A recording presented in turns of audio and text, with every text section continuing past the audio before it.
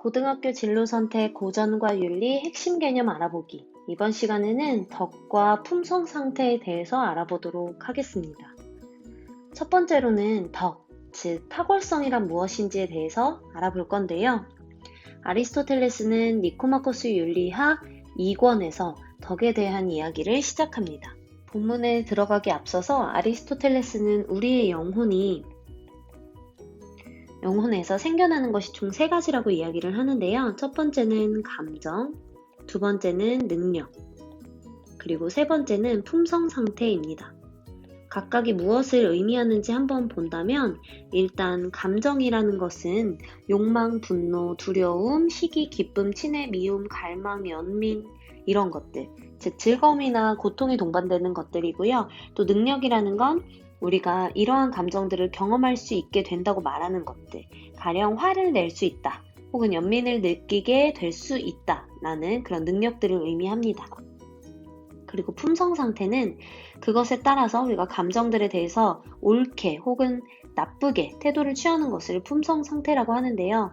따라서 우리가 말하는 탁월성이라는 건 감정이나 능력에 따른 것이 아니라 품성 상태에 따른 것이라고 할 수 있어요. 예를 들면 우리가 화가 난다거나 분노가 느껴진다거나 해서 칭찬이나 비난을 받는 것이 아니라 어떤 특정한 방식으로 화를 냈기 때문에, 즉 우리가 감정에 대해서 어떤 태도를 취했기 때문에 칭찬이나 비난을 받게 되는 것이기 때문에 탁월성은 바로 품성 상태라고 볼 수 있는 것이죠.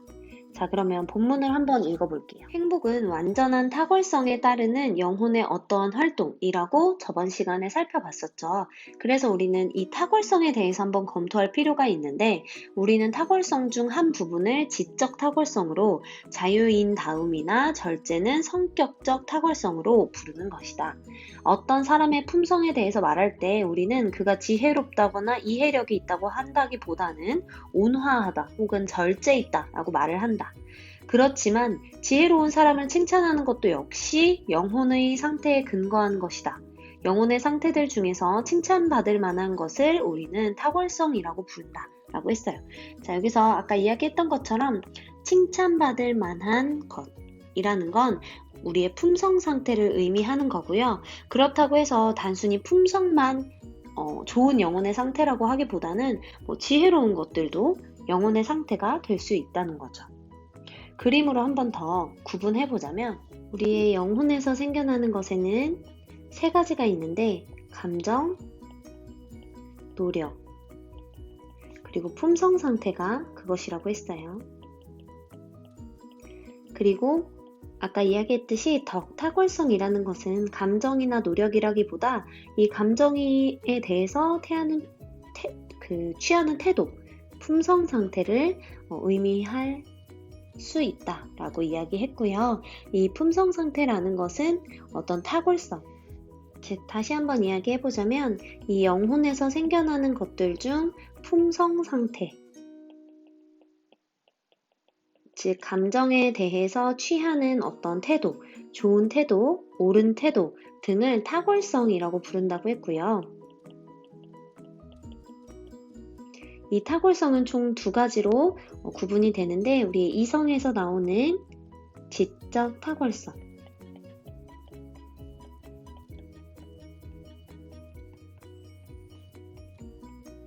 그리고 품성에서 나오는 성격적 탁월성이 있어요.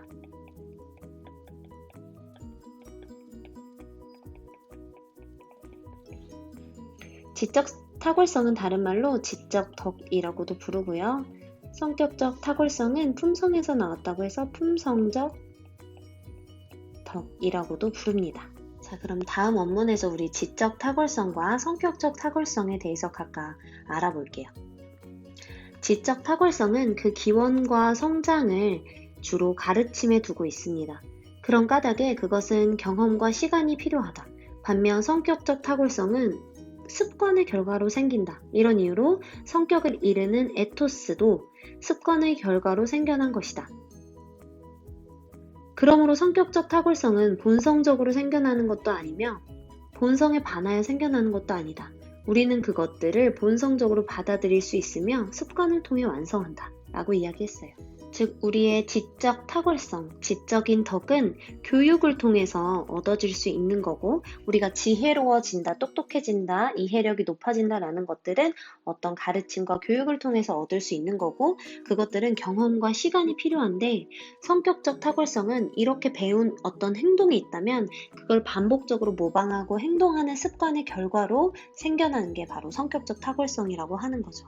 그래서 이 성격적 탁월성은 우리의 본성에서 갑자기 생겨나는 게 아니에요. 왜냐면 행위해야지만 생겨나는 것이기 때문에. 그렇다고 해서 본성에 반하는 것도 아니에요. 우리의 본성이 악하지만은 않다는 거죠. 그래서 우리는 그것들을 본성적으로 받아들일 수 있고 또 습관을 통해서 완성해 나갈 수 있다라고 이야기하는 거죠. 다음을 한번 읽어볼게요. 우리가 탁월성을 획득하게 되는 것은 여러 기회들의 경우에서 마찬가지로 먼저 발휘함으로써 얻게 되는 거라고 이야기를 합니다. 어떤 것을 어떻게 만들어야 하는지 배우는 사람은 그것을 만들어 봄으로써 배우는 것이다. 가령 건축가는 집을 지어봄으로써 건축가가 되고, 기타라 연주자는 기타라를 연주함으로써 기타라 연주자가 되는 것처럼 말이다. 그러므로 정의로운 일을 행함으로써 정의로운 사람이 되고, 절제 있는 일을 행함으로써 절제 있는 사람이 되며, 용감한 일을 행함으로써 용감한 사람이 되는 것이다. 한마디로 품성 상태들은 유사한 활동으로부터 생긴다. 그런 까닭에 우리는 우리의 활동들이 어떤 성질의 것이 되도록 해야 한다. 이 활동들의 차이에 따라 품성 상태들의 차이가 귀결이 되기 때문이다. 따라서 어린 시절부터 쭉 이렇게 습관을 들였는지 혹은 저렇게 습관을 들였는지는 결코 사소한 차이를 만드는 것이 아니다. 왜냐하면 우리의 품성 상태를 결정짓는 것이기 때문에. 즉, 우리가 탁월성을 획득하게 되는 건 알기 때문이 아니라 먼저 발휘하기 때문이래요.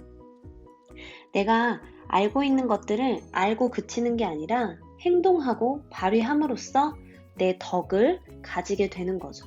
즉, 우리가 정의롭고 절제 있고 용감한 탁월성을 가진 사람이 되려면 일단 그 일들을 행해야 한다는 거예요. 한마디로 품성 상태는 이런 활동들로부터 생기며, 우리가 어떤 습관을 들였고 어떤 활동들을 해 나갔는지에 따라서 우리의 품성 상태가 어떤 형태로 만들어지는지가 결정이 되기 때문에 굉장히 중요한 요소라고 생각을 하는 거죠. 다시 아까의 그림으로 돌아가 보자면 우리의 영혼은 지적 탁월성과 성격적 탁월성을 가지고 있는데, 이때 지적 탁월성에는 학문적 지성이나 기회, 관조적 지혜, 실천적 지혜 같은 것들을 포함하고 있고요. 이 지적 탁월성은 교육을 통해서 배움으로써 가르침을 통해서 얻어진다고 했고, 성격적 탁월성은 습관을 통해서 얻어진다고 했어요. 즉, 우리가 어떤 행동을 반복해서 하게 되고 이로부터 어떤 품성이 생겨나지고 결정이 되어진다고 이야기하는데, 그래서 어떤 습관을 들였는지가 중요한 거죠. 그런데 여러분, 여기서 성격적 탁월성, 즉 품성적 덕을 기르기 위한 습관을 길러야 된다는 건 이제 알겠는데, 그럼 어떤 행동을 반복적으로 해야 된다는 걸까요? 과연 정의 있는 행동, 절제 있는 행동, 용기 있는 행동이라는 건 어떤 것을 의미하는 걸까요? 자, 이 본문에서 한번 살펴볼게요. 자, 탁월성의 본성이 어떤 성질인지를 고찰해 볼 필요가 있다.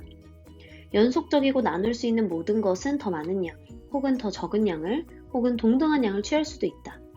그리고 이때의 더 많고 적음이나 동등함은 대상 자체에 따라 혹은 우리와의 관계에 따라 논란이 될 수도 있다. 이때의 동등함이라는 건 지나침과 모자람의 어떤 중간이다. 대상에서의 중간은 각각 끝에서 같은 거리만큼 떨어진 것을 말하는데, 이것은 모든 사람에게 하나이며 동일하다. 즉, 모든 사람에게 똑같이 적용되는 이야기라는 거죠. 반면 우리와의 관계에서의 중간이라고 하면 너무 많지도 않고 너무 모자라지도 않은 것을 말하는데, 이것은 모든 사람에게 하나이지도 않고 동일하지도 않다. 가령 10은 많고 2는 적다라고 한다면 대상에 따른 중간은 각각의 끝에서 같은 거리만큼 떨어진 6을 중간으로 취하겠지만, 이것은 산술적 비례에 따른 중간이다. 하지만 우리와의 관계에서의 중간은 산술적 비례로 취해서는 안 된다. 내가 말하는 탁월성은 성격적 탁월성이다. 왜냐하면 이것은 감정과 행위들에 관련하여 이것들 안에 지나친 것 모자람 그리고 중간이 있기 때문이다. 예를 들면 두려워하는 일이나 대담해지는 일, 욕망하는 일이나 화내는 일, 연민을 갖는 일, 일반적으로 즐거워하거나 고통스러워하는 일은 너무 많이 할 수도 있고 너무 적게 할 수도 있지만 양자 모두에 있어서 잘하는 것은 아니다. 즉, 적당한, 너무 모자라지도 너무 지나치지도 않은 중간을 선택해야 한다라는 의미를 가지고 있겠죠. 자, 이어서 읽어볼게요. 이 중간에 대해서. 그러므로 마땅히 그래야 할 때, 그래야 할 일에 대해, 그래야 할 사람들에 대해, 그래야 할 목적을 위해서, 또 그래야 할 방식으로 감정을 갖는 것은 중간이자 최선이며 바로 그것이 탁월성에 속하는 것이다. 그러므로 탁월성은 중간적인 것을 겨냥하는 일종의 중용이다. 이런 이유에서 지나침과 모자람은 악덕에 속하고 중용은 탁월성에 속한다. 결국 탁월성은 잘못 나왔네요. 탁월성은 합리적 선택과 결부된 품성 상태로 우리와의 관계에서 성립하는 중용에 의존한다. 이 중용은 이성에 의해 실천적 지혜를 가진 사람이 규정할 그런 방식으로 운영이 되는 것이다. 중용은 두 악덕, 즉 지나침과 모자람에 따른 악덕들 사이의 중용이다 라고 이야기하면서 덕에 대해서 정의 내립니다. 다시 한번 정리해보자면요, 여러분. 아리스토텔레스가 말하는 품성적, 성격적 탁월성이라는 건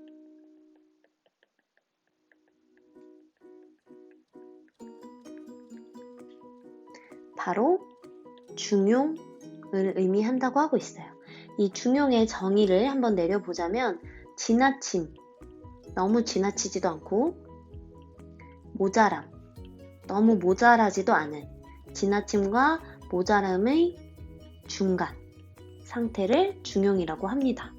근데 이때 중간이라고 하는 것은 0과 10 사이의 5처럼, 즉 대상에 있어서의 중간,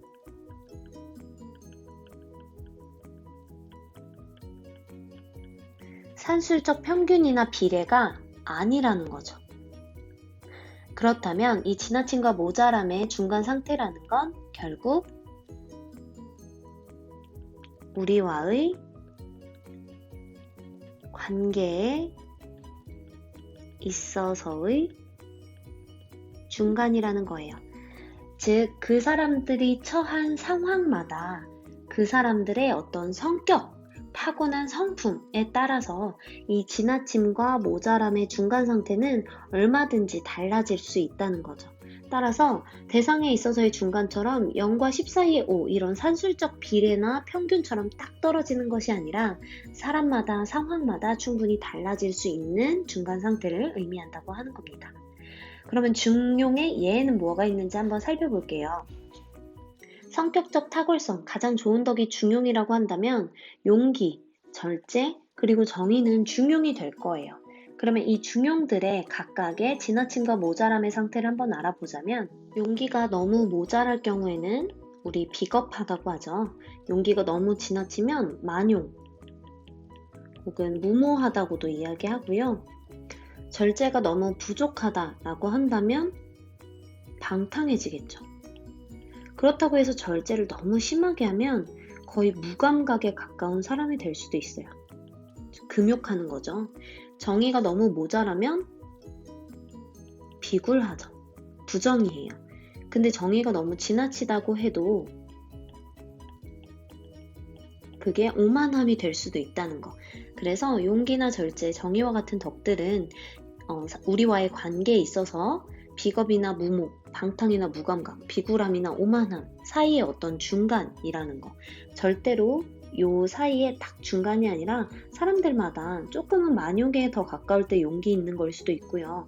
상황에 따라서 절제를 조금 덜 하는 게 절제로운 덕을 가지는 걸 수도 있어요. 그래서 딱 중간, 산술적인 비례나 평균이 아니라는 점 꼭 기억하시고요.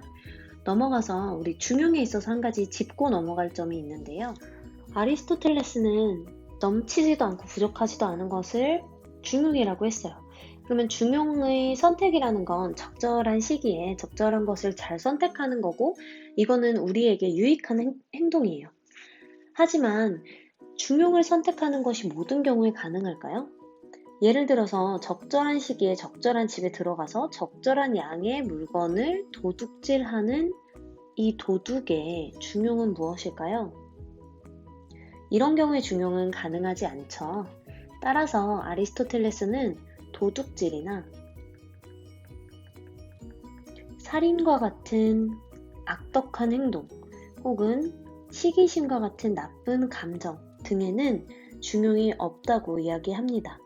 더 나아가서 만약 그러한 경우에도 중용이 가능하다고 인정하게 돼버린다면 적절하게 넘치는 경우도 인정해야 되고 적절하게 부족한 경우도 인정하게 해야 한다는 것이죠. 따라서 이러한 절대적인 악덕에 있어서는 중용이 적용될 수 없다고 본 게 아리스토텔레스의 의견입니다. 이렇게 중용을 선택한다는 것은 굉장히 어려운 것이에요. 왜냐하면 모든 것에서 중간을 찾는다라는 것이 굉장히 어려운 일이기 때문이에요. 하지만 적절한 사람에게 적절한 정도로 적절한 시기에 적절한 목적을 가지고 적절한 방법으로 그렇게 하는 것이 모두에게 가능한 것은 아니지만 그 드문 만큼 칭찬받을 만한 일이고 또 고귀한 것이라고 얘기를 합니다. 따라서 아리스토텔레스가 말하는 중용은 산술적인 게 아니라 상황에 따라서 달라질 수 있는 상대적인 중용이며 무엇보다도 중용의 선택은 이성적 능력이 있어야 된다라고 말해요.